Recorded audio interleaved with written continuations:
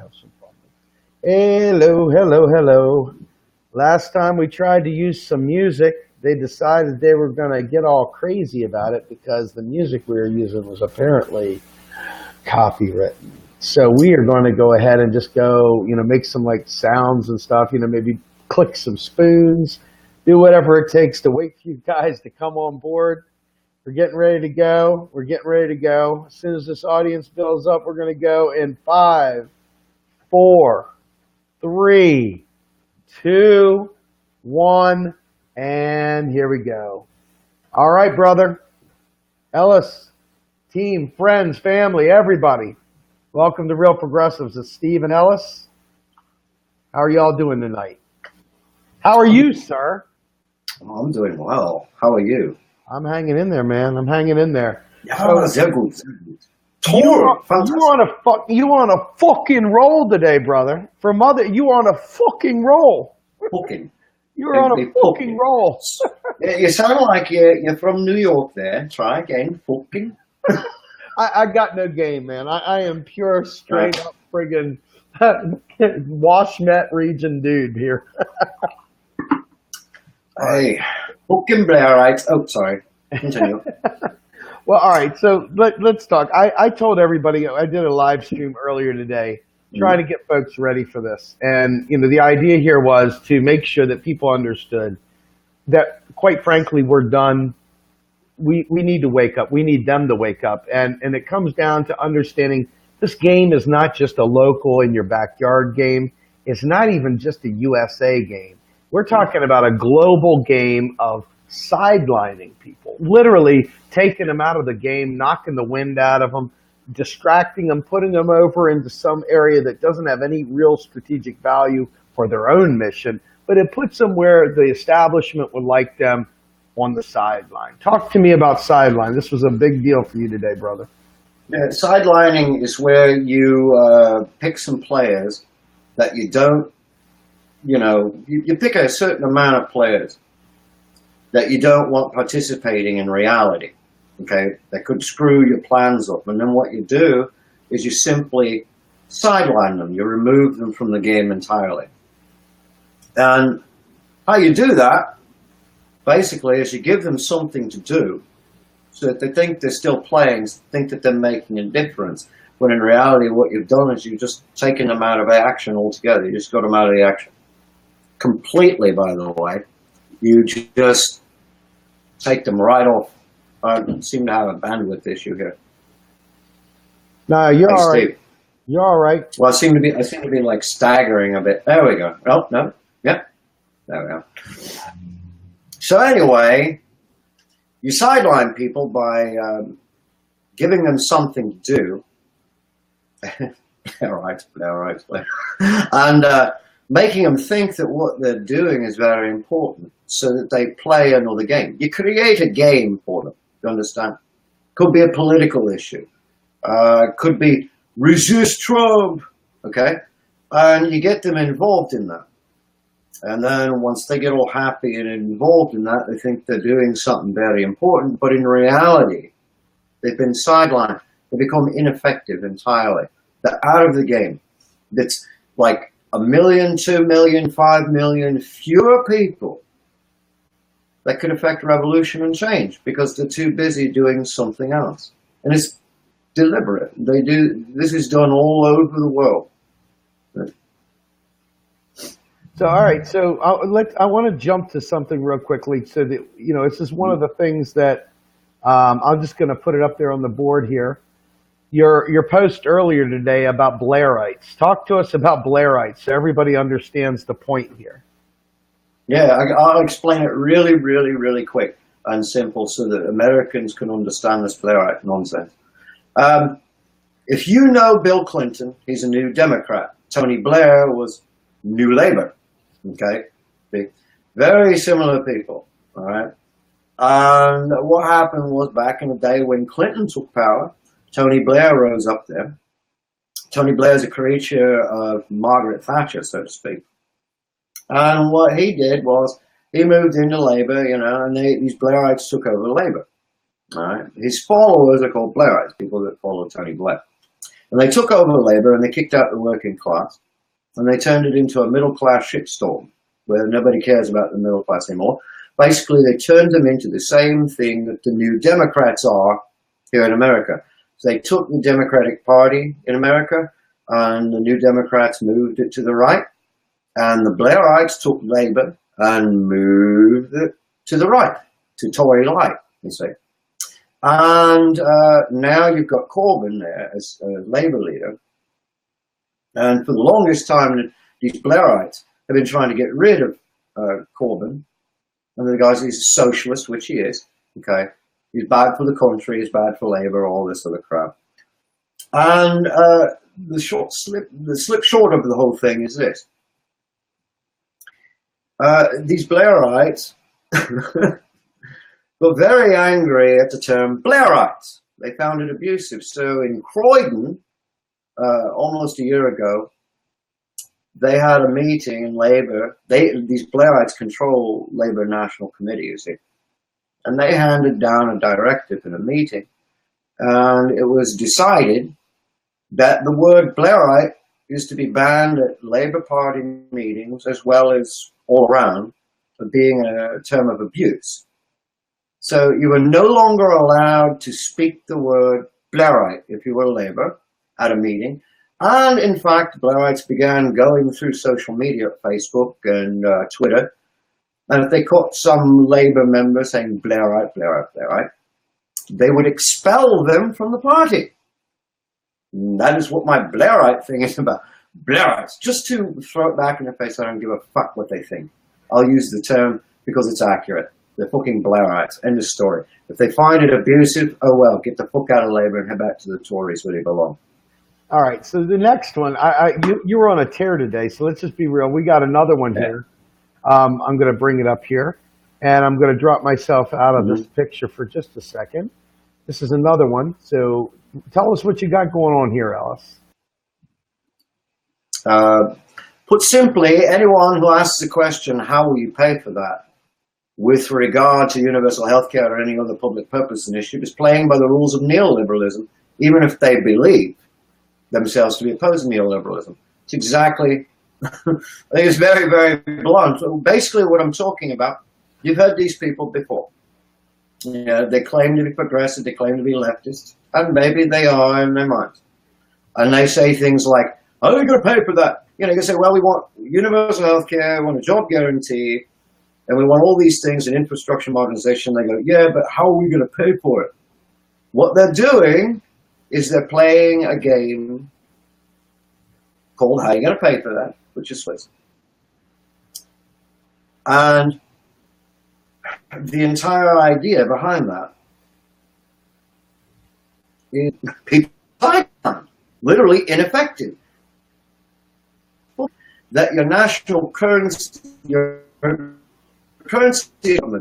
that issues its own sovereign currency, has to find money, then neoliberalism has nothing to worry about because you're not going to get your full employment. You're not going to get anything, you see, because people are stuck with. Even if you claim to be opposed to neoliberalism, as long as you ask that question, you're obeying neoliberalism. You're walking around a dollar and you don't know it, and neoliberalism's pulling on it. And that's it. You can't achieve anything. So, well, I got to tell you real quick, Ellis, we've got all we're doing is advancing neoliberalism. It looks like we got a little bit of a bandwidth lag here. You picked it up earlier. I don't know if there's like other stuff running around here. There's a bandwidth. Yeah. All right. So, folks, we may have a couple seconds of pixelated voice, etc. If you'll bear with us, we'll do our best here. It's an imperfect science.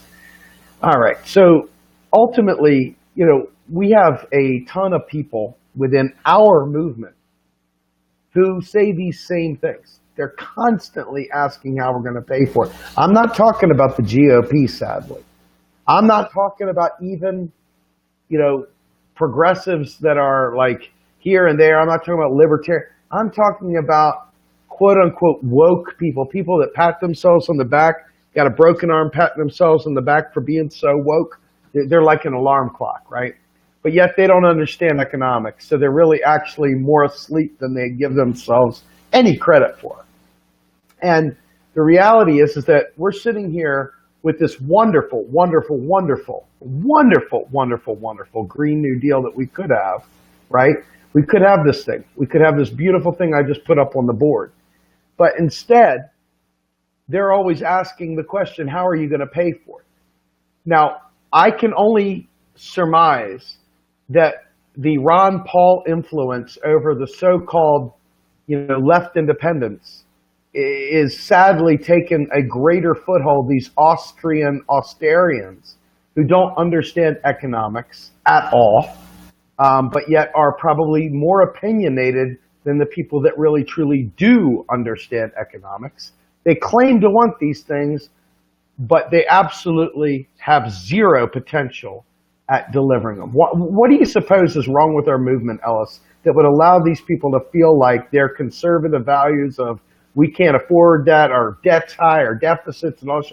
Why do you suppose those people exist today in a world where information is so easily accessible, in a world where we've gone through this ourselves, we have it shared? It's not just us. If we were the only game in town, I would say it. But, Stephanie Kelton's been doing this for years. Warren Mosler's been doing this for years. Randall Wray, Pavlina, Fidel, Stephen Blair, all of them have been doing this. But yet people still ask, how are you going to pay for it? Why is that? Well, I'm going to say it's kind of hard to hear you, and you're kind of stuck there, and I can't, it's like all, I couldn't hear everything you were saying because it sounded like it was all techno, fading out and everything. But main reason why is because for years to decide, I may have to restart. Why don't you? I tell you what. Why don't you? Hey, Ellis, go ahead and close out and come right back on. We'll keep the line. Yeah. You close out and come right back to the same link. All right.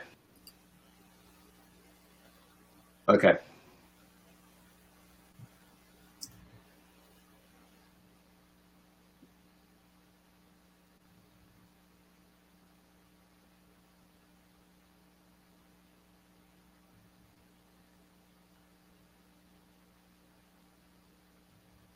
All right, sir. Are you able to hear any better?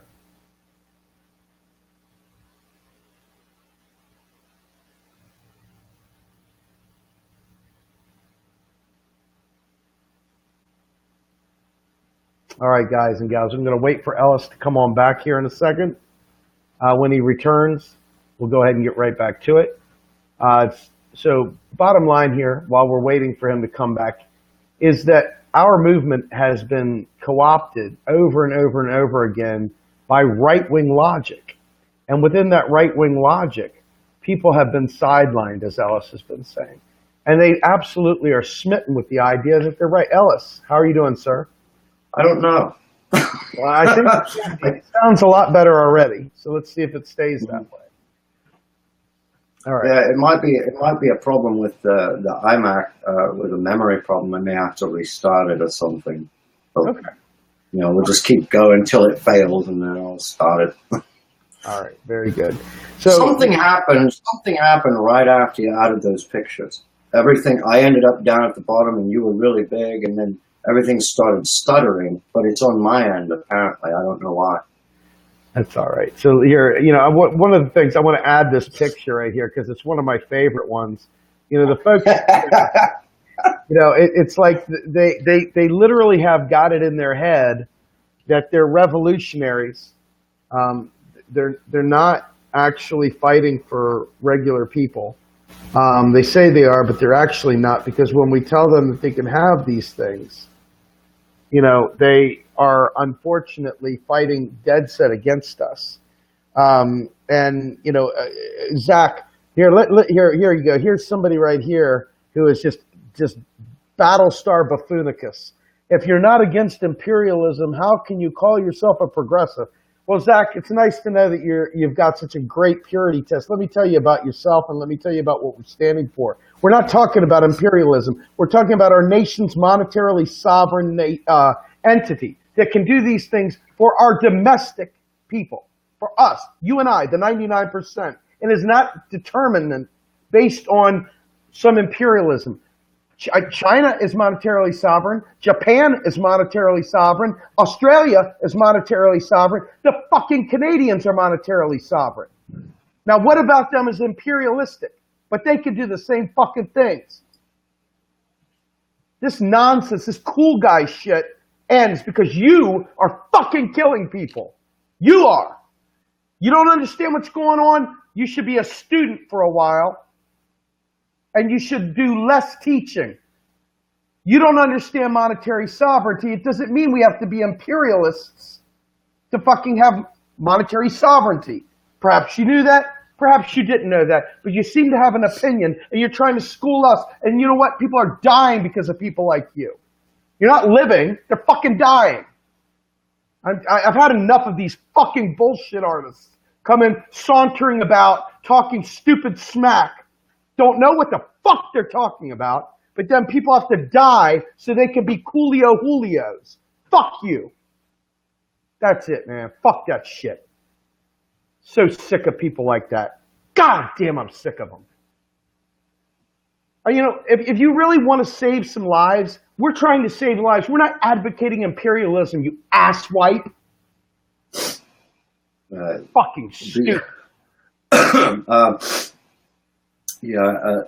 Lenin said that imperialism is the highest stage of capitalism. The only problem is that we're talking about what we can do with flexible currency arrangements, not, whatever he's talking about. I mean, I don't know how you can conflate.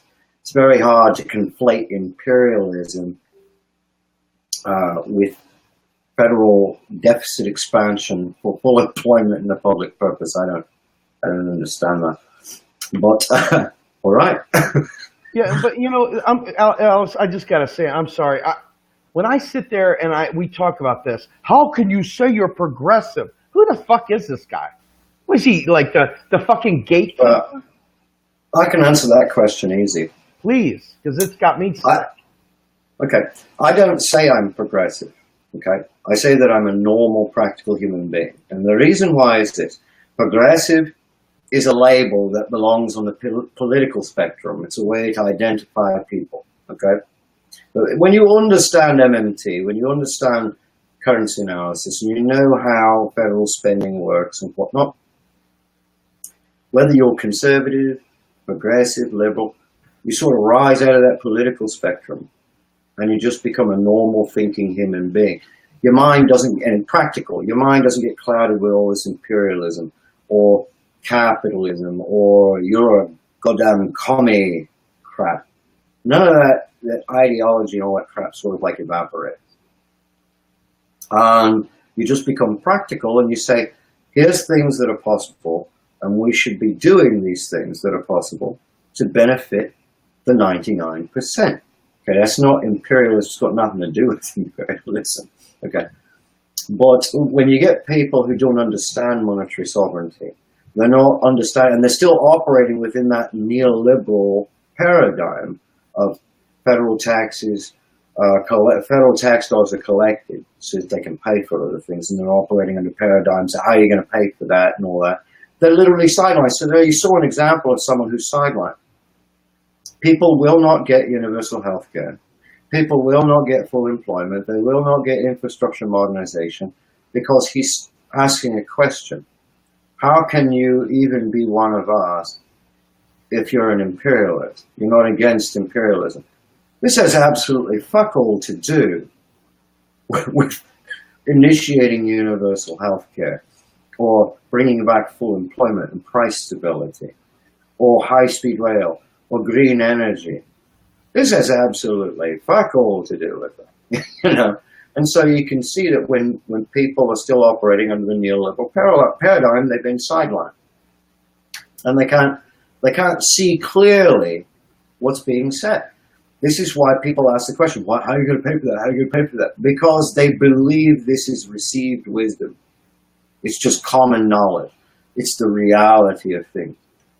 Okay? But I've said for years, and I'll say it again and again and again, if you are a progressive, a true progressive, or you're a leftist, and you are totally opposed to the GOP and Trump, there is no possible way that you can beat the GOP, win, and keep them beaten for good if you agree with them on federal spending, how it works. If you agree with them that taxes fund spending, how is there any difference between you at your fundamental level? There isn't.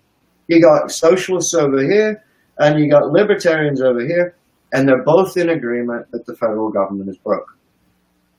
What the fuck is that? If you're going to be different, okay? You got to, so you got MMT, you got currency analysis. It explains clearly how currencies work, okay? Nothing else. And because of that, all right, because it explains that, it implies certain things. It implies policy. It implies policy. Okay? It doesn't dictate it, it implies it. And so, when you understand MMT, you actually rise above all this nonsense, and you finally see a way clear, how to defeat the Republican agenda and how to defeat the Democratic Party, how to pull Democrats out of the party, okay, and actually have a party for the 99%. You see clearly how it can be done. Absolutely. I guess here's the thing, Alice. When you and I talk, to anybody, we have one goal and one goal only. I mean, really, at the end of the day, is to unshackle ourselves. We haven't even really gotten heavily into policy prescriptions because we can't get people. I mean, we've got people. I mean, I don't know what we're talking about. We've got people putting up comments about ranked choice voting. What the hell does our conversation have to do with ranked choice voting? But there we have a comment in the comment field about ranked choice voting. With all due respect, that's not the subject at hand. And so we're sitting here, we end up talking about these things. We're trying to explain to you to take the shackles the hell off of you so that you understand that they are literally sidelining you, as Ellis has stated, okay? And by doing this, okay, what they've done is they have eliminated our ability to to have any kind of thoughts that we can say, wait a minute, hold on, that doesn't make sense. When they come through and they tell us that we can't afford Social Security, when they come through and they tell us we can't afford single-payer health care, when they come through and they tell us we can't save the planet and have green energy because, God, we can't afford it. How can we possibly afford it? Okay? When people tell me they're more worried about the capitalists than saving the fucking planet, when we're sitting here supposedly, now if you're a green person, etc., you should believe this, right? If you're going to tell me we're at an event horizon for the environment, but you're sitting there worried about workplace this and environment, all this bullshit about capitalists, fist in the air crap, if you're worried about that, and we're trying to tell you we can have these things today and then we can get those things later, but we're sitting there trying to show you that the basics, the fundamentals, they're lying, and we're trying to show you how, and all you want to do is tell us, oh, well, imperialism or blah, blah, blah, or this and that and the other. If you can't tell me, if you can't break down monetary sovereignty, if you can't break down the economic lesson we're trying to teach, if you can't break this stuff down, but you're throwing stuff at us, what good does that do? Seriously, what good does it do to you? If you want to actually change the world, what good does it do you? None. Zero zilch. So anyway, I mean, this is sidelining the program, diverting it, sending it off into the gutter. Anyway, right, and that's what the DNC's resist campaign is all about. That's what it was created for. There was a very good article. Recently about how the DNC purposefully got together to create this thing, and I can't remember exactly word for word, but the person who wrote the article said surely the word revolution was kicked around okay, in those discussions at the DNC. But they chose resist. And the reason why is because when you're resisting, you can't be revolutionary. Okay? So it's very clear-minded, but it's still missing the overall point. It needs to go a bit deeper. The DNC created the resistance campaign to make people think that they were doing something very important for the country and very important for progress, when in reality, they were just pushed out of the game and set aside so they wouldn't rock the boat. See, they wouldn't become revolutionary. In other words, they're just being kicked out of the way, pushed off the game board entirely. But while they're off there on the sidelines, they could get bored, you see. That's why they give them a little game called Resist, and then they give them your pussy hats too. Okay? And that keeps everybody occupied, all this stupid shit. All right? And people take it deadly seriously. Oh. And so they have a great stake in this. I'm doing so much for this country. I'm resisting Trump. In reality, all you're doing is you're in the, what do they call that? What do they call that in baseball? Where they have all the pitchers out there. They have a bullpen. That's what you're just in a bullpen. That's all. You've been herded like cattle into a bullpen, and you're playing a little game there that has nothing to do with the real game that's going on. And the real game that's going on is called reality. And the DNC doesn't want a certain amount of people playing it because they might get funny ideas. And if they get funny ideas, they might want real change. And if they did that, the Democratic Party would literally implode. Okay? They don't want to let go because they're all neoliberals. Right? So you sideline as many people as possible, and then when you're left with a screaming handful of progressives like Steve, who's a revolutionary, okay, and you got this small handful of people doing this, there's not enough people to beat the establishment, see? But if you have 100 million people, then the establishment's in trouble. So you need to sideline a good majority of those people and give them something to do to distract them. So they become busybodies and they become stupid. You literally, when you know what you're doing, when you understand them, you look at these people in the resistance campaign with their fists in the air on Twitter. I don't know how they do that, but, typing resist, resist. Resist, say no to Cheeto, resist, drain the Russian swamp, resist. And they're wearing the pussy hat, okay? And you think, what the fucking hell? What the fucking hell is this going to do about anything? If you get rid of Trump, you still got Pence to deal with, right? Oh, well then we can play another game, resist Pence. And we can keep this up all day long, day after day, week after week, year after year, until the 2018 elections. Anything to prevent you from demanding universal fucking healthcare. That's what it's all about. It's to keep you from demanding and putting pressure on the Democratic Party to do something. They don't want universal healthcare. They don't want it at all. They don't want full employment either. They don't want an end to private debt, and they want to slash the deficit. They don't want you demanding deficit expansion for full employment and universal health care. Quote Dianne Feinstein, now's not the time for healthcare. Now's not the time for Medicare for all. Yeah, fuck you. All right? And so they've sidelined a bunch of people with the pussy hats and the resistance campaign so that, quite clearly, they won't demand universal health care and make Dianne Feinstein's life a living hell. See how that works? That's what it's all about. And the people in the Democratic Party, the Bernie supporters who are still in there, and the other people, they need to understand they're being played. They're being played. That's all. You're being made to look a fool. I'm telling you right now, there are people up there high in the Democratic Party that are laughing at your pussy hats, and they're laughing hysterically at the resistance campaign. They literally are, because they know what they're doing. They've got you guys sidelined in the bullpen, playing a useless game and thinking you're doing something important. And you're not going to get universal health care. Thank God. these people would just shut their mouths, these damn trolls. That's what it's all about. Just shut your fucking mouth and make you do stupid shit to occupy time. That's what it is. So you had a role, this one right here, I love this. How Will You Pay for That is a role-playing game that is manufactured by neoliberalism. And as long as a player willingly plays by the rules, that player is allowed to play the role of opposing neoliberalism without the possibility of actually opposing neoliberalism and ruining the game. I mean, this, friends, is spot on. I mean, Ellis, talk about this one, man. This is where it applies. What we've been talking about, what Joe talks about, what Warren talked about, all of us.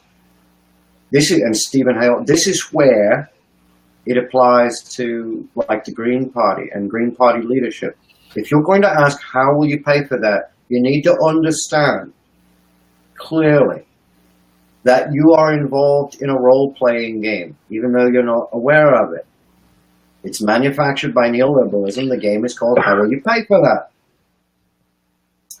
And as long as you, like at the head of the Green Party, as long as you're willing to play by the rules that neoliberalism sets out, and those rules are federal taxes, tax dollars are collected so that the government can pay for things like universal health care. As long as you believe that federal tax is fund spending, and as long as you agree with the rules neoliberalism sets out on the national debt and government borrowing and the purpose of treasury bonds being to borrow from China and loans from China and all that, as long as you agree with all that and you're willing to agree to those rules and play by those rules, you are being played by neoliberalism, even though you think you're opposing it. So in this role-playing game, neoliberalism, as long as you obey those rules, neoliberalism is absolutely fine with you publicly saying, I oppose neoliberalism and I'm fighting it. Fist in the air, I'm fighting it. We are opposed to neoliberalism. Because neoliberalism knows you're not really a threat. Because you keep asking the question, how will you pay for that? You're obeying the rules. The truth is, even though my picture here is stuttering and all that, here's the truth. The truth is that the belief that federal taxes fund federal spending, the belief that the national debt's a real debt, and the belief that the US government is broke and needs to find an income so it can spend. These are all neoliberalism. They're a product of neoliberalism.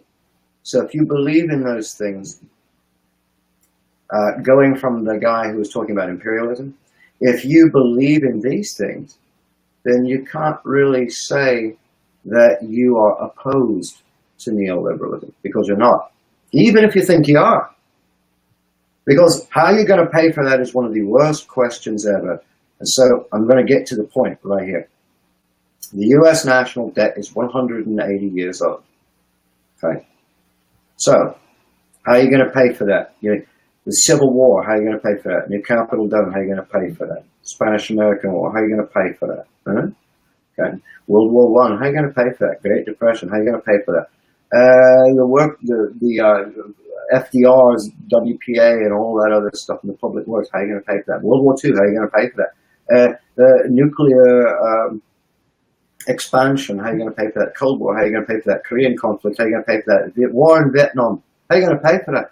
How are you going to pay for the this and that and the other, all the way up to Bill Clinton in Somalia, and Grenada and Somalia? How are you going to pay for that? And not to mention the first Gulf War, Desert Storm and Desert Shield. How are you going to pay for that? Look, seriously, are you going to spend another 180 years asking how you're going to pay for that? That's a really stupid fucking question, because you've spent 180 years so far asking that question, and it's always been paid for. Nothing bad has happened. So you're going to wait for another 180 years before you finally figure out that the national debt is just a bunch of savings accounts? So we're going to go around, we're going to collapse the infrastructure completely. We're not going to allow anyone to have free health care as a human right. We're not going to have full employment. We're not going to have decent living wages. We're not going to have sustainable output. We're not going to have green energy. We won't have infrastructure modernization or anything, because you want to wait another 100 years to make absolutely certain the national debt is not real. I mean, Ellis, listen, we got a good one, because what you're saying. Jason Fierro decided to let us know neo-libs and neocons are simply interventionist, warmongering corporocrats. The only thing the U.S. makes money on is selling weapons and war and death. We kill our way out of debt, right? This is the stuff, man. Dude, they sit there at a fireside with an acoustic guitar talking about this stuff, Birkenstocks and friggin' maybe a good doobie, I don't know. But this stuff right here, this is the part you're talking about. This goes right back to the entirety of the problem. Stop tying the two together. Is Canada going around bombing the world? Maybe they are, maybe they aren't. Is Australia going around bombing the world? Maybe they are, maybe they aren't. Is Japan going around bombing the world? Maybe they are, maybe they aren't. China? I mean, they're all in the same, but why do you consider this different? I don't get it. Why? Is it kind of like to keep up with other people and so your fist looks better up in the air? I don't get this. It's not a one for one. I mean, seriously. Ellis, I'm sorry, I just needed to fill that in. It's just got me a little crazy. The United States, it's not the United States, and people need to stop using the term United States. Okay? Let me make it very clear to you. If you are a foreign nation and you enter into a partnership with the United States, you're not entering into a partnership with the United States. Okay? You're entering into a partnership with corporations, American corporations, and various neoliberal entities who are masquerading as the United States. You need to understand that. Okay, so when we talk about, oh, well, warmongering, what he's basically at some point getting at is the petrodollar. And that's about as silly as the end of the Fed thing. But really how it works is simple. Whenever you look over there at the UK, back in the 80s, 90s, you had an NHS, it's fully functional and all that, and all this nice social welfare. And you look up north to Canada, just our neighbour to the north, and you see all that wonderful free healthcare going on, all that. And you look in Australia, and Australia's doing pretty well with the social welfare net as well.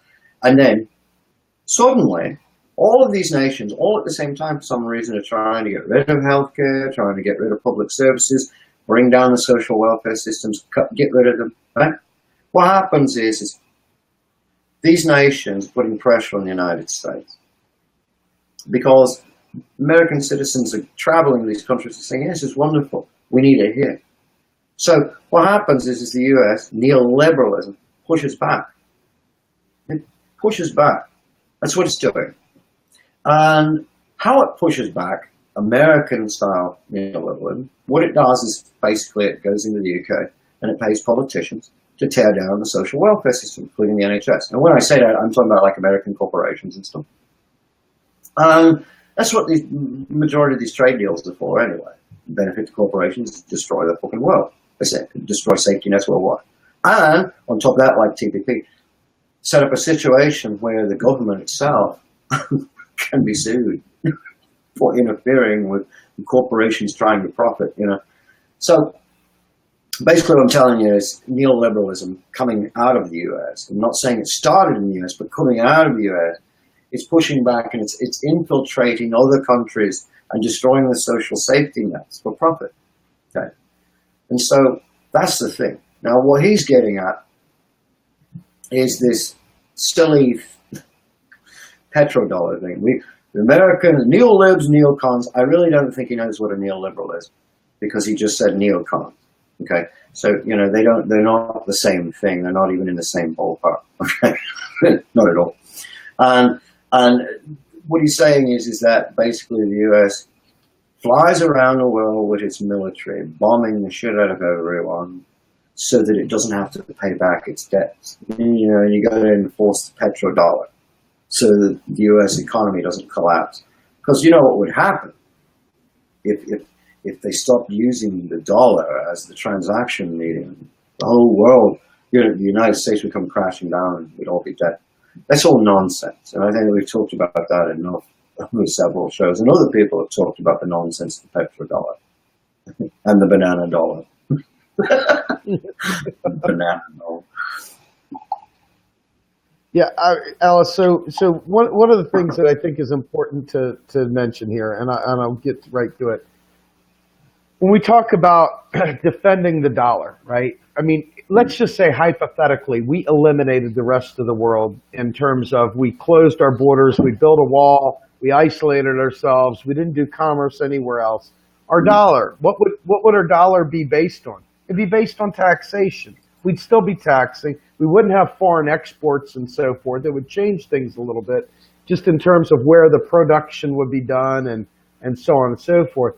But it really, at the end of the day, people just don't understand economics. They somehow or another think that because of our dollar, we have to go around the world blowing stuff up. When in reality is what I think is really happening is that we're looking for scarce resources, whatever. That's another story in and of itself. It's got nothing to do with the dollar. And, quite frankly, I find it to be rather humorous because we could print $1 million more dollars, you know what I mean? Print $1 million more dollars, $1 trillion more dollars, whatever, and say, here's another wheelbarrow full for whatever. So it's not about the dollar. It never has been about the dollar. It's not about the dollar. It's just ridiculous. And it's time for people to either learn economics and wake up or maybe keep us stuck in hell. Yeah, when we say learn economics, what we're meaning is, simply put, learn the fundamentals of how your bloody currency works. That's all. That's it. Nothing else. Just how your dollar works. And that's enough. Okay? It'll lead you to a lot of conclusion, all right? But this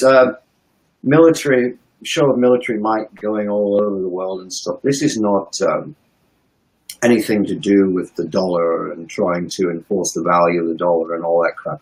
It's got everything to do with military contractors wanting to make more money, and foreign policy, intelligence decisions and all that crap.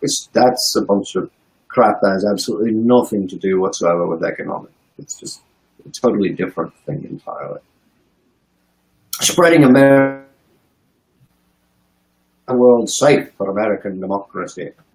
You know what I'm talking about. Oh, I do. I mean, I'm going to put this meme back up here for people to read. When we're talking about, honest to God, when we're talking about economics, our goal is right there in front of you guys. This image that you're looking at is what we're fighting for. Now, if you can say one of those things is not what you're fighting for, well, you know what? That's your call. But the bottom line is, I'll smack the taste out of somebody's mouth for making up a myth or a legend about our financial system that prevents us from getting here. Anybody that tells a fib, I'm ready to drop the elbow from the top rope because you're killing my kids. I take that personally. I take that real personally. So this meme right here tells you exactly what it is we're fighting for. Federal taxes don't fucking fund spending. So that means that our government is self-funding basically. In other words, our tax dollars are not used to pay for things. Yeah. So they're another tool. They're a lever. There's just another tool to maintain certain inflationary goals, etc. Okay, to affect public policy, to impact social well-being, but it has absolutely nothing to do with paying for things. And once you get out of that mindset, you realize, holy crap, they've been lying to us. We can actually solve poverty, solve involuntary unemployment, fix the freaking climate. If you get out of your ideological bullshit, we can actually save some lives, maybe stop a mass extinction. I don't know. It's up to you if you really give a shit. If you're not a fake green person, if you're not a fake progressive or a faux-gressive, if you really want these things, well, we're giving you the tools to the car. We're giving you the keys to the kingdom, keys to the car, whatever, man. But instead, these people fight tooth and nail so that our planet dies, so that we don't have health care, so that people still starve, so people still suffer from exposure in the winter. So kids coming out of high school are still stuck hardcore with debt, hanging over their head before they get their first job. I mean, over and over and over again, we try and say we can give free college and free trade school. And what happens? Unfortunately, people sit there and they come out with these crazy things about petrodollars and other wrong Paul bullshit that have no basis in actually advancing our cause. I'm sorry, Ellis. There you go, man. I had to get that out there. No, it's the problem here, once again, is people are focusing on money, the thing that's infinite. Okay? And they're not realizing that what matters is the things you can buy with money. Okay? The goods and services. If the United States of America had the population that it has today, but it had very, very limited resources, meaning it was mostly desert, you couldn't grow much food, okay, you couldn't produce a lot of goods, then the US government cannot deficit spend as much as it's doing right now. Nor could it build a huge military like it has right now, unless it imports the stuff necessary to build that. Okay. It's real simple. It's the real resources. Are there enough people for labor? Do we have enough raw material? Do we have enough land? Do we have enough land for agriculture, for the food supply? Do we have enough of everything we need to satisfy the needs of every single citizen in the nation? If the answer to that question is yes, then the money comes from the federal government. That's where all dollars come from. The government must then deficit spend to bring the economy to a point of maximum production. Okay? And it must maintain that so that every single citizen can benefit. That's what it's about. You talk to me about Social Security. Oh, the money, the money. It's not the money. It's the real resources. The question is, are there enough goods and services being produced for the old people and the beneficiaries to consume right along with the rest of the nation? Same with universal health care. Well, what's the problem with universal health care? We can't afford it. The problem with universal health care is never money. The question is, are there enough doctors, nurses, ambulances, hospitals, medical equipment, okay, medicines and all that necessary to ensure the health care of every single citizen? That's what the answer is. So if the answer, or that's what the question is, so if the answer is yes to all of these questions, then it's safe for the federal government to deficit spend all those things. Because it needs to access those resources, and how those resources are accessed is through output. We take the resources, we create output, goods and services, and we push them forward. Okay, that's what the dollar does. It purchases, it accesses those real resources. It allows you to consume food, to consume clothing. Okay, that's what it's all about. The money itself, the dollars are infinite. The British pounds are infinite. The Australian dollars are infinite. What is not infinite are the real resources. Okay, and if your nation is tiny, if your nation is like, say, India, okay, has millions and millions and billions of people, okay, tons of people, but real and its technology are like limited, let us say, and the vast majority of it. I'm not saying India is a massive desert. I'm just saying, like India, you have a ton of people in there, and then it's mostly desert. Nothing can grow there. There's not very many things to mine. There's not a production infrastructure or factories or anything. The government there, even if it were issuing its own currency, if it were a sovereign currency issuer, it could not issue enough currency to help matters. It just wouldn't matter because there's nothing to buy with the money that the government's issuing. There's just nothing to buy. There's nothing to access. Okay? But the US is not that case.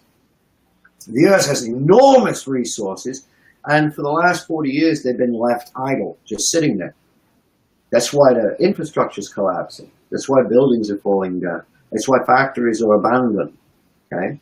Because it's all idle, okay? And you got unemployment now, U6 unemployment in 8%, okay? Think about it. You've got plenty of room for deficit expansion for everything we need. Just don't want to do it. So it's deliberate. Poverty is deliberate. It's a deliberate choice of the federal government and anyone else who says, how are you going to pay for that? Okay, so if you're saying, how are you going to pay for that? Then you're deliberately choosing to maintain poverty and involuntary unemployment. That's it. So, Ellis, I'm going to put a quote that I just copied and pasted because somebody's throwing this up there, and so we don't have to go through a big long explanation. I wanted to give you a chance to see this, and really what it comes down to is it's a Marxist talking about the labor theory of value, and ultimately this is what Ajamu brought up to me the other day in our call, because the Marxists they're not really paying attention to the fact that we have state money. They're actually talking about other things. These are ideological things that are not inherent. Back in Marx's day, okay, Marx was operating under a different currency regime entirely and different paradigm entirely. Today, the whole thing is completely different, right? Marx wouldn't recognize. Now, it's true to some extent, that you're going to get some surplus value out of people if you increase production and keep wages low. It's all understood. But what these people are not understanding is this: what if I go in and the government does its job properly and it creates a federal job guarantee? What if it does that? Okay, at a living minimum wage with benefits. Okay, what's going to happen is first that's going to push. If that's a living minimum wage, so what the first thing that's going to happen is it's going to push low-wage producers out of the economy. They're going to go out of the economy. Okay? The second thing that it's going to do is it's going to end involuntary unemployment, and it's going to start boosting wages. How? Because it will enhance the private sector over time. All right? But who is doing this? The federal government. Okay? The federal government. So what happens is when the federal government is doing its job properly and spending for full employment and a public purpose, while the labor theory value says that the capitalist is exploiting the worker and blah, blah, blah, what you're not thinking about is also what if the government comes in and says, let's do green energy and let's make a transition to that and let's make a transition to sustainable output. Okay. The job guarantee redefines work. It shows us what useful work is. Okay, so these people, once again, they're thinking about the people in the factories doing the Laverne and Shirley thing, okay, working their ass off for peanuts, when in reality, robots can do this, so why not let them? And then humans move on to stuff that's socially beneficial. We're just getting caught up in all of this stuff. Look, Marx had a lot of important things to say, all right, but economics does not start with Marx. What is it to understand? What is it you can't understand about this? You're talking about something 150, 160 years ago. It doesn't apply to some of it applies, some of it does not. But most importantly, and what must be understood, is the market is not in charge. Business is not in charge here. The private sector is not in charge here. The federal government is the currency issuing and regulatory authority. Do not mistake politicians deregulating banks and deregulating the market and doing all of these nice things for business. Do not mistake that as, oh, well, obviously business is in charge. Capital's in charge. It's not in charge. The government is. It's just not doing its job properly. End of story. And when you understand currency now, when you understand MMT, all of a sudden the light bulb comes on and you finally understand that's the reality. Everything is subject to the sovereign government, and the sovereign government can do one of two things. It can either do its job properly and ensure the public purpose and prosperity, or it can do its job irresponsibly, and you can have the situation we have today. It's scary, sir. So let's talk a little bit about the folks that fall into the trap of being within this walk, this herd mentality of going over there and sidelining themselves, and just but you'd made a mention to me when we were texting about this earlier today, and I thought it was pretty important because I wasn't piecing together the way the texts were flowing, and then all of a sudden it hit me. You were like, well, what happens if somebody decides to go back into the game even after the coach pulls them out? He was sidelined and the coach pulls him out, but he says, to hell with that, I'm going to play anyway. And you're like, what happens? And you're like, the people follow. Well, they follow right now off the cliff. Right now they follow off into complete and utter nonsense, right? They fall off into gibberish, but Right. we have a real shot. Right. Well, the reason why those sheep are going over the cliff there, the reason why that's happening is because they were told it's useful and that they're doing something vitally important. See, they're given something to do to occupy their time and to jump off the cliff. You know? And you can see these people over there. You see these three over there holding up the little Olympic numbers. That's the Democratic National Committee. Good job, everybody. Get those pussy hats on. That's exactly what it is. Good job. Good job, everyone. Resist. And the truth is that all these people have been sidelined so that they won't demand universal health care. And do you know why?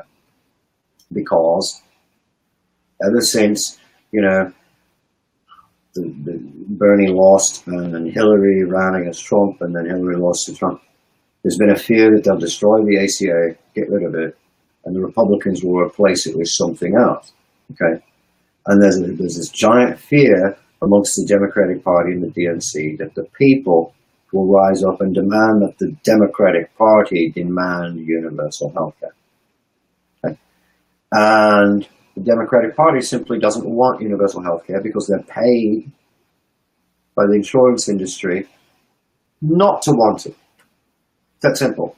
So it's resist, pussy hats, and you're doing something very good for the very good, nice pussy hat, very good. And very good resistance tweets. You remind me of the French resistance in World War II. So courageous, so effective.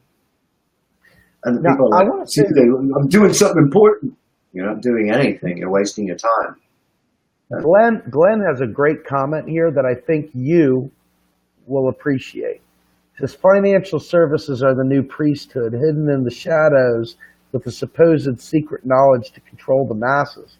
I think we would agree with that 100%. They've confused everybody when it's really quite simple. I mean, this is the essence of neoliberalism, is it not? This is the whole concept of pushing us to private debt while the financialization of the global economy goes on. Yeah, you convert a production-based economy over 40 years into more of a speculative economy, speculation-based economy, and then what happens here is like the financial sector, demands of the parties. You need to reduce that deficit, and when you're reducing that deficit over 40 years, and you have wage suppression going on as well, people don't have enough money to buy what we produce as a nation. They don't have enough dollars to buy what we produce as a nation. So the only choice is if you're going to reduce the deficit, okay, then you're going to have to expand private debt, all right?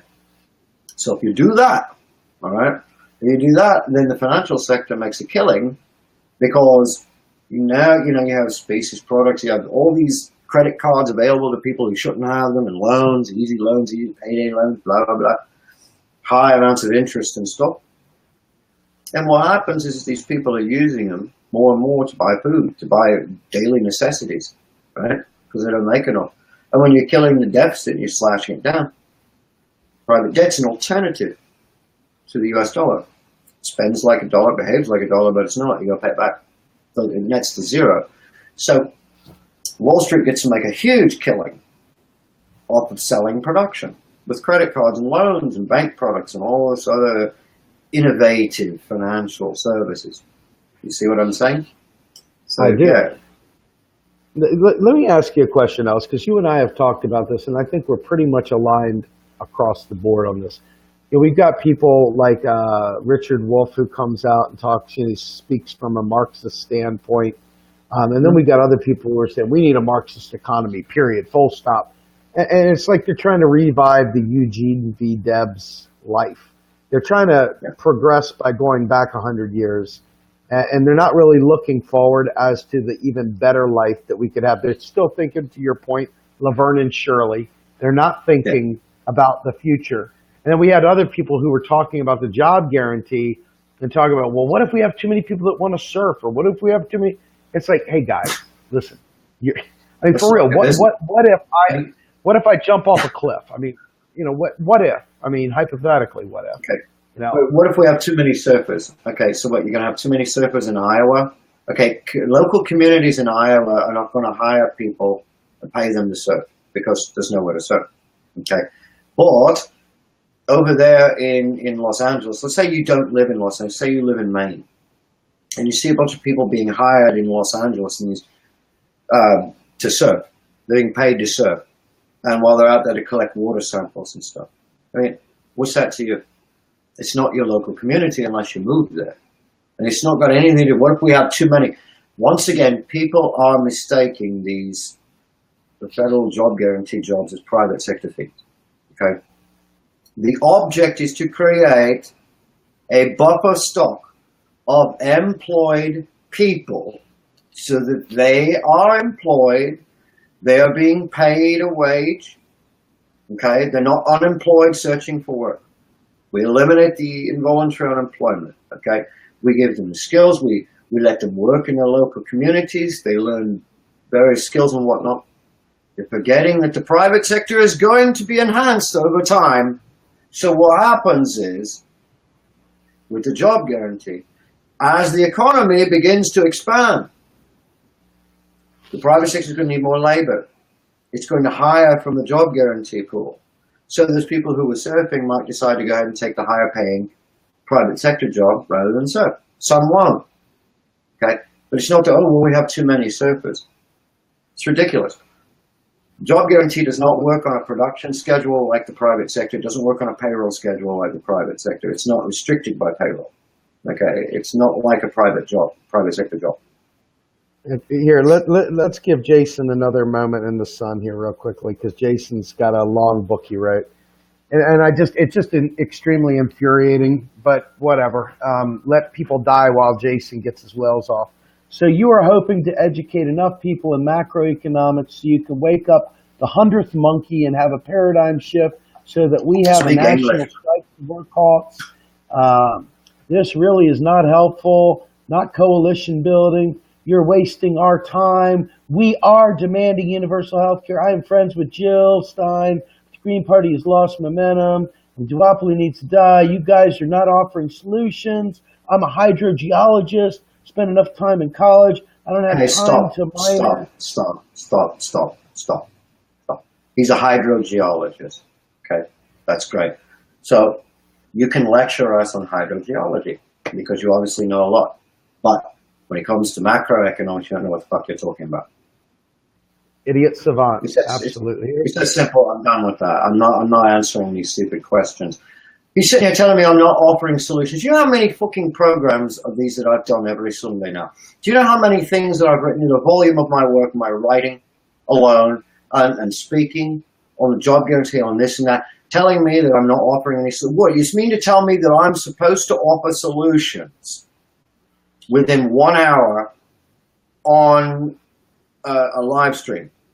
Okay, that will solve all the problems, and I have to say them all within 1 hour. Okay, he's a dipshit. That's exactly what I was talking about sidelining people. People have come to believe that any political party worth its salt or any politician worth their salt that's very progressive or leftist that's going to make changes can easily describe what needs to be done in less than an hour. That's just not possible. Okay? But the volume of my work alone and the live streams that I've done and my Facebook posts, my tweets,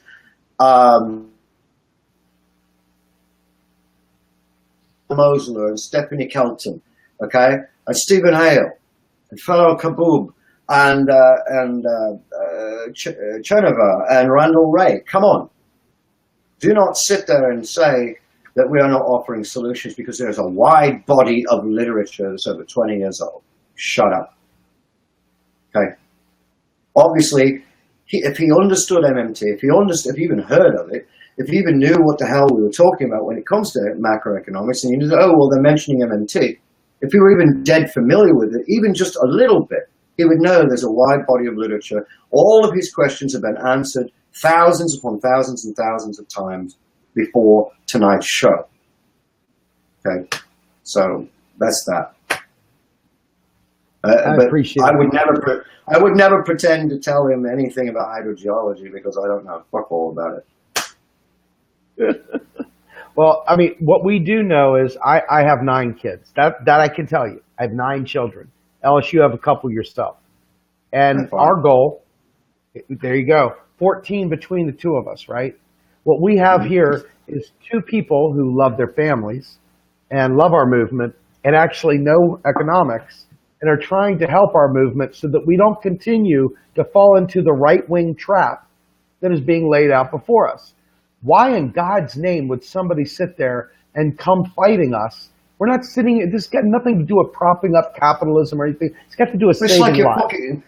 It's literally like they're treating you. They're treating you like libertarian, or treating you like some randist objectivist, or they're treating you like an Austrian, or they're treating knives and swords, and they want to. And it's really fucking weird because you're sitting here saying, "We want universal healthcare. We want a federal job guarantee. We want green energy. We want the Green New Deal." Republicans want Green New Deal. It's precision. It's really fucking bizarre. And that is what happens when you are immersed in politics so much, and you're immersed in neoliberalism that you don't realize it. This is what happens to the thinking. Critical thinking skills sort of fall by the wayside. Okay, it's just everything is emotion based. I mean, come on, what dollars for this? Well, if the federal government spends $1 trillion for that, we're all going to die. Just not when it spends $1 trillion to buy a jet fighter. You fuck off with this. And it's how you're going to pay for it and all that crap. It's so old. It's very old. It gets old after a while listening to that stupid shit. Yeah, I think, when you actually love people, love human beings, not ideologies, but lives, people, and your goal is to actually not see them die. It's one of those strange things that where we put up lives ahead of somebody's preference of some form of ideology. When you see them saunter about and they're willing to kill your kids, Ellis, and my kids in the name of their precious ideology, because that's more important than anyone living. It really is more important than the planet surviving. It's more important to actually learn. They just want to come full cup and shit on it. That right there is the sidelining you were talking about. It is a pure, unadulterated trip down sideline lane. And, I don't know how to overcome that because, quite frankly, it's prevalent. I mean, I've gotten to the point now where I have so little tolerance for it, so little patience for it. I don't even know how to speak to it sometimes. People have to be made to understand they're being played by politicians and political parties, think tanks and the media. They're being played, okay, because these people want them to do a certain thing. So if you're sitting there, I'm for universal health care, but you're asking the question once again, how are you going to pay for that? You're sidelined. Completely. You've got to first go out and tax the rich. Okay, got to tax the rich at 80%. You know goddamn well that even if you had a majority of Greens in Congress and a Green president, the rich are going to do something to prevent that kind of a tax increase. All right, but what you do know for a fact is that the federal government there's plenty of real resources out there in the private sector, okay, in this nation. And it has an unlimited supply of currency. It's infinite. It can end poverty tomorrow. It can. The rich, these 1% asswipes, they would prefer universal health care to being taxed at 80-90%. Okay? So if they're given a choice, let them have the free health care. We'll fuck with it later. That's exactly what they did to the NH. You're totally ineffective when you ask how you're going to pay for it. You're never going to get universal health. So, we have a situation also where you told me that you wanted me to remind you, basically, because a lot of people come around sauntering about saying that we're saying not to tax the rich. saying that, Right. we're against taxing the rich, which, let's Yeah. be fair, is pretty much a brazen lie, correct? I mean, we're not even talking about like a mild faux pas. We're talking about an outright lie. It's an outright lie. So It's talk complete about it, and utter man. bullshit. Okay. The thing is this. I've seen the other night, especially, comes to mind, your live stream with John Baraka. But it was some guy in the comments section saying MMT proponents never advocate for taxing the rich. That's a complete and utter.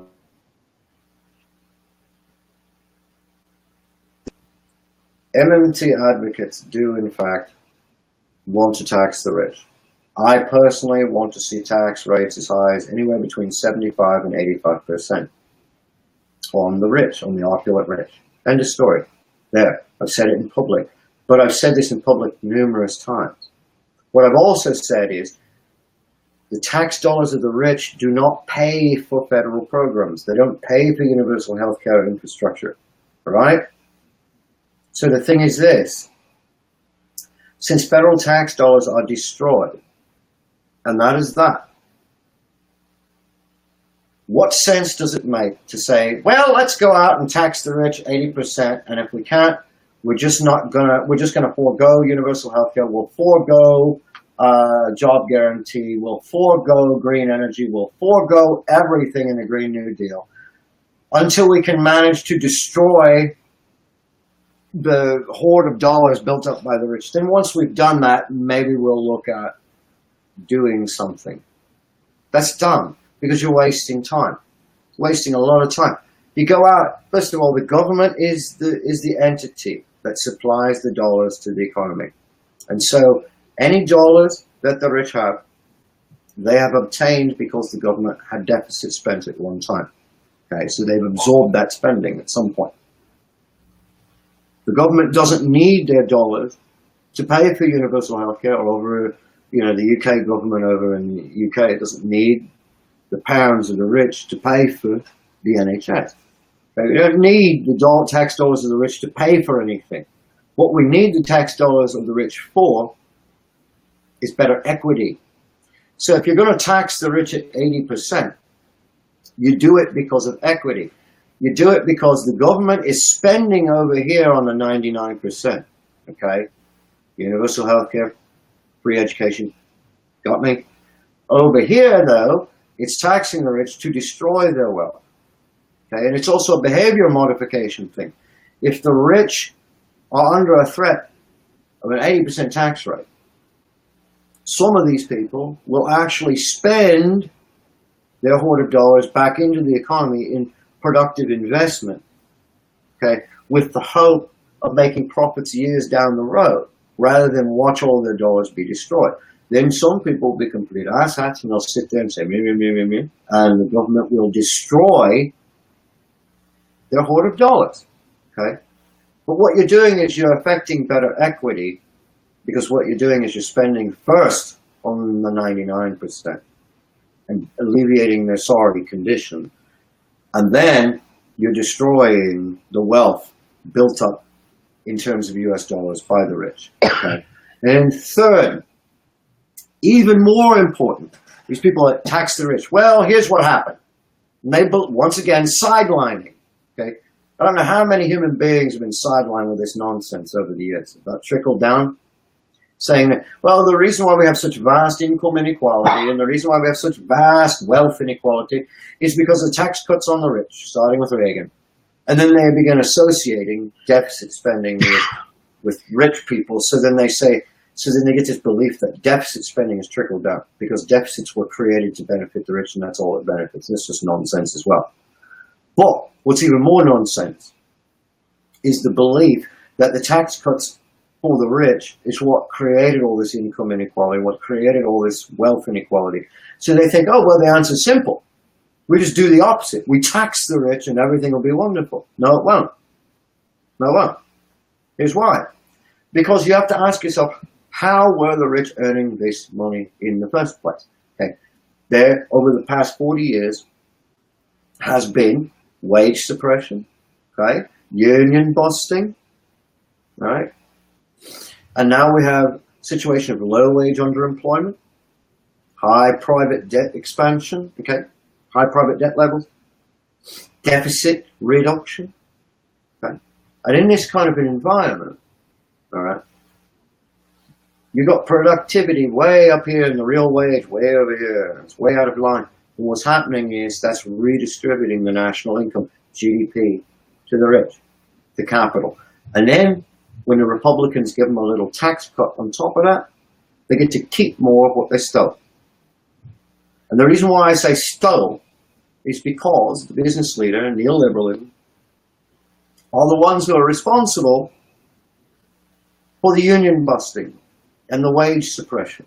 Okay? And they did it deliberately. First of all, to get rid of full employment so the business leader could threaten his workers. Okay? Use unemployment as a threat. And second of all, by driving wages down, they drive the national income to themselves. Then they go to Ronald Reagan and say, help us out here. We want to keep more of what we're stealing. And Reagan says, well, you know, supply-side economics, if you tax cuts on the rich, they'll create jobs. They'll create jobs. That's how it works. It'll trickle down to 99%. It'll trickle down. So the rich, everybody bought that bullshit. And then the rich got the huge tax cuts, which means they just got to keep more of what they stole. So if you're just going to raise taxes on the rich before you spend on the 99%, and if you're going to raise taxes on the rich and not do anything about wage suppression and not do anything about involuntary unemployment, then all you're doing is you're reducing wealth in terms of US dollars for the rich at the moment, and then the rich will just earn that all back. They just constantly stay rich. Everybody else will constantly stay poor because you're not doing anything about the root problem, right? So, do I advocate taxing the rich at a high rate? Absolutely. Tax the shit out of them. But I also advocate doing the right thing. It means doing other things as well that need to be done. So now I'm going to put Steve Grumbine on the spot. Steve. Yes, sir. Do you advocate taxing the rich at a high rate? Of course. Absolutely. 1,000%. But let me just say this, because I want to make sure that we don't have any issues in terms of understanding. To everything Ellis said, if you know, point blank, that the reason why we have so much wealth and income inequality in this country is a direct result of the financialization of our economy, then you understand that a federal job guarantee comes before me sweating, taxing the rich to delete that money out of the equation. You're going to understand that the reason why the wealth is like this, the reason why that gap, I'm sorry, let me get my hands on the image here. The reason why that wealth gap is like this is because Milton Friedman believed that we were supposed to go into private debt during downturns in the economy to pay for our bills. And then during the upturn, we pay it off. Well, guess what? Every time we pay off our debts, every time we pay interest on it, that money goes to the top. That's what keeps creating that wealth gap. So you want to tax the rich. Okay, so what? Big deal. What the real deal is that we need to take back that GDP. We need to take back the equity in our own GDP. And what's going to happen is we're going to stop having to go into private debt. And so the rents and all the other shit going up to the top are going to go like this. But see, people don't want to hear that. They want to tax the rich. It's a fetish. It's a disgusting fetish that they place ahead of saving lives, that they place ahead of actually fixing the environment, that they place ahead of feeding people. And I find it to be repulsive, disgusting, worthless, vapid, vacuous, and utterly repulsive. So ultimately, you heard that right from my mouth. We should tax the bejesus out of them later, but don't you dare cost my kids their life. Don't you dare fuck with them, because I consider you an enemy. Straight up. Kill my kids, you're in the crosshairs. Right. Taxing the rich. Once again, this for Jill Stein too. If you would ever listen to this, even though I'm a bit choppy tonight for some reason. Taxing the rich is not done to pay for things, because you don't need the tax dollars of the rich to pay for things. Okay? We tax the rich to destroy their wealth in terms of US dollars. That is why we're doing this. What this means basically is We do not need the tax dollars of the rich before we can do great things. So we need to do, right now, we need to do great things. And what is that one great thing? Green New Deal.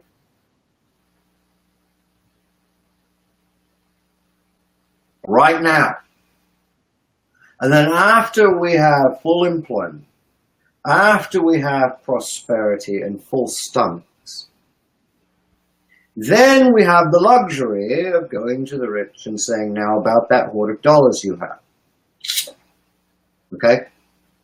That's the point. Since we know that we do not use the federal tax dollars of the rich to pay for the Green New Deal, that it's paid for when Congress authorizes the spending, and the federal government will just spend the dollars into existence like it has been doing since 1971, every time it fucking spends, then we know that we can have all this now,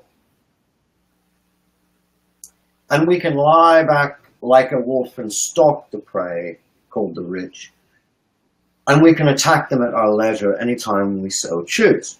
And here's what I'm saying to you, that if you have a situation of prosperity, full employment, and full stomachs, the people are more apt to turn a blind eye when you say, well, we better tax the rich at about 80%. And the rich can't do anything because they've been made irrelevant in the eyes of the people. The people who are now prospering after 40 years of suffering and privation and misery, the people now realize that we didn't tax the rich a single penny to have all of these wonderful, great things. And so they realize that the rich are totally fucking irrelevant to anyone's prosperity. So how can the rich come back later on and say, look, we're important. We're important. We can't. No one's going to listen to it because they know they're irrelevant. They know we don't need their hoard of dollars to do anything, to do great things. So once we've taken care of all that, and we've got people's healthcare needs, basic human rights taken care of, full employment, and we've moved on to something great, and we have green energy, and you've got your electric cars, and the infrastructure is wonderful, modernized, rivaled by no one in the world. Then you can just go after the rich and say, hand it over. Because you don't need to pay for these things. So what I'm telling you is, if you want to pursue taxing the rich at a high rate right this moment, go ahead. It's perfectly acceptable. But what you're not going to do is you're not going to tell us we can't have universal health care, we can't have infrastructure, modernization, or the Green Deal. No Green New Deal, no nothing, until the rich are made to pay. Because that's not going to work. You're not going to leave people hanging in suffering, in privation, while you play games, neoliberal games of taxing the rich. So it's not going to work. I'm not going to allow that. You want to tax the rich? Fine. But make sure you spend first. And just keep in mind that whatever you spend does not need to be covered by what you collect in taxes. Because once again, federal tax dollars do not pay for things. End of story. Amen. All right. So, Ellis, with that, I'm going to give you the final word, brother. I just gave you the final word. But all right. The final word. You didn't give me the final word. You didn't give me the final word at all, man. I want you to lay down the smack, because this is the deal. There's a reason why we come here every single week to do this. And there's a reason why Real Progressives is putting out MMT every single day of the week. And it's because this is life-saving knowledge. It may not seem like it. Economics may have bored you in school. It may have bored you in every walk of life. When you see something about economics, it may bore you even still. But once you learn what we're trying to teach you, when you hear Hillary Clinton next time, when she probably runs again, and she tries to tell you that the next Bernie Sanders or the next Jill Stein or whoever the next pony is, that their ideas are pie in the sky, that it can't be done. And you hear these vote blue sycophants telling you, Oh, we've got to do moderation. Well, that's way too radical. We've got incrementalism. We can always go up to $12 an hour for whatever. Okay, no, absolutely not. You need to learn this stuff so that you can call bullshit. And if you don't learn this stuff, you're going to go ahead and you're going to find the next fair-haired pony of the progressive movement, fist in the air, and you're going to be like, oh, yeah.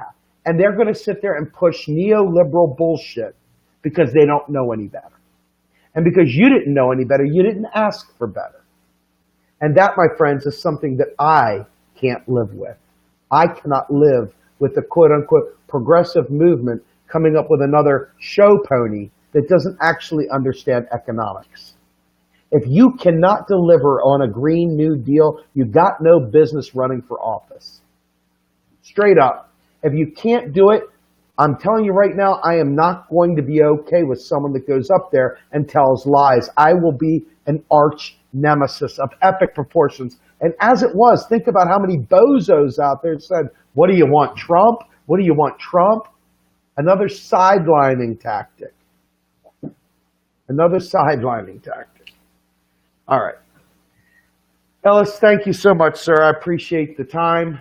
Folks, thank you all for staying with us as usual. I apologize for the problem. I apologize for the problem. Usually on Sundays this doesn't happen. I never start, so it must be something with. Yeah, you never know. You never know. In any event, Ellis, I want to thank you, sir, because without you, there is no this. And this show for me is very special, as well as the time with Joe Firestone. I look forward to my weekends. Guys, think about it. If I'm sitting here, you're sitting here. You can look at your phone on the train. You could be at a bar somewhere with headphones on. I'm sitting down here. Ellis is sitting down here. Families are upstairs, wherever. And I'm telling you right now, it's that important. It's that important that we're willing to invest this time. And I appreciate each and every one of you for taking the time as well, because this is knowledge that you can activate on. I mean, one quick thing. This is like my closing line here. If you can sit there at the Dakota pipeline, arms locked, blocking access, and that was a noble fight indeed. If you can go to the next pipeline, join arms, block access. If you can go to listen to a rock concert with your pussy hat on and sit there and listen to Michael Moore and Sharon Stone and whoever else, and Rosie O'Donnell or friggin' Rachel Maddow or whatever, if you can do that, you can certainly step your game up a notch and sit there and tell them and demand that they stop lying to us about economics. You can do that. Will you do that? I don't know. I wanted to have a march on April 15th, but guess what? The faux resistance, the McFistants, the fakers, the wankers, okay, the foolhardy went out there to protest about Donald Trump's tax returns. This, my friends, is the ultimate in sidelining. Yes. McFistants. Yes, I love it. McFistants. It is. That's called sidelining. That's sidelining in a nutshell right there. Oh, Trump's tax returns. Trump's tax returns. What if you spent that same amount of energy for a job guarantee or universal health care? Okay. Absolutely. Okay. So time wasted. Totally important. Yeah, absolutely. I am so, I don't want to say bitter, but I'm fucking bitter that there are people out there who sit there and try to tell me that I've got to care about Trump's tax returns when I'm sitting there telling you that at the end of the day, the only thing that should matter to us is that your kids and my kids have fucking health care. Mm-hmm. That we have. Fuck that. I'm tired. I'm so tired of my teeth falling out of my mouth. I'm so tired of not hearing about dental care. I'm so tired of not being able to expand the discussion to actual policy proposals because we can't get people to understand the actual basics. Simple. Taxes don't fund spending. How hard is this, guys? How hard is this? This is the key to everything right now. If you understand this, there won't be any more McFistants bullshit. No more pussy hat crap. It's going to be the real McCoy. Because once the light bulbs go on, it's impossible to unlearn this. It's impossible to go back to sleep. Ask yourself, who is at the root of starting all this, let's see Trump's tax returns. Who are the people that first initiated such shit? It wasn't Abbott.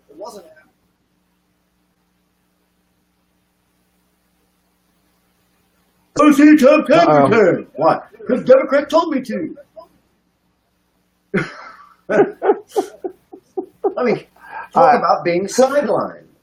You know? That is the ultimate sidelining, brother. and you know, I think it goes a step further too. This is no joke. Have you ever been to a march or been invited to a march where they have no demands? There's no demands associated with it. They're McFisting it all the way to the top, but they have no demands. There's no demands whatsoever. And we're here. All about, get used to it. I mean, we're gonna shake the tree, folks. Wouldn't it be great if we shook the tree about things that were actually going to get us somewhere? And that's what we're trying to get. Literally. Go ahead, Ellis. Uh-oh. Yeah, ultimately, yes, it is. We are living in the land of distraction, right? And for those of us who really have woken up to the economic realities that we're talking about, can you imagine how utterly obnoxious it is to people when you hear them say, "No, but we got to see Donald Trump's tax returns. We got to focus on McButtmouth or whatever they call him nowadays, Orange Cheeto Head." Do you realize how obnoxious and obscene and worthless that is? I mean, these are the things that really should make you sick in your stomach once you realize what it is we're being held back from.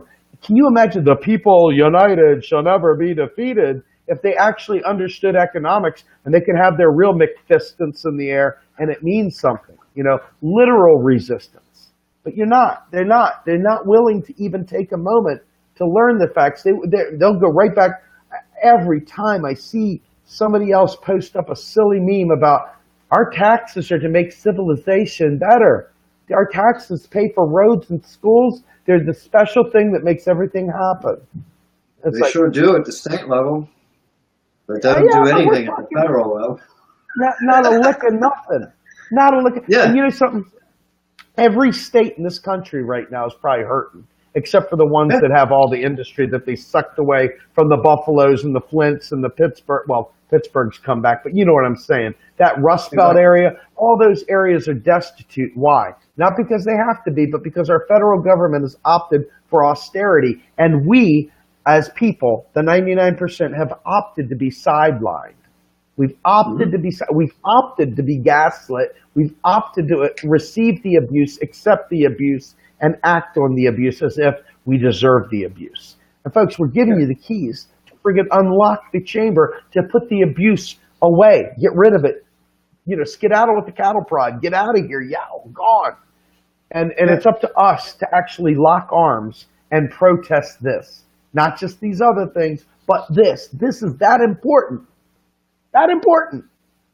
It's important. It's important to protest the fact that people are being sidelined. Basically, why are you giving people this resistance shit? I'm resisting the resistance. This is fucking nonsense.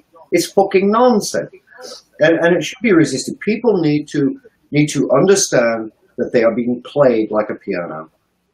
Okay, and if they would vacate all of this BS, and our numbers would swell until it reached a critical mass where revolution were possible, where change, real change were possible.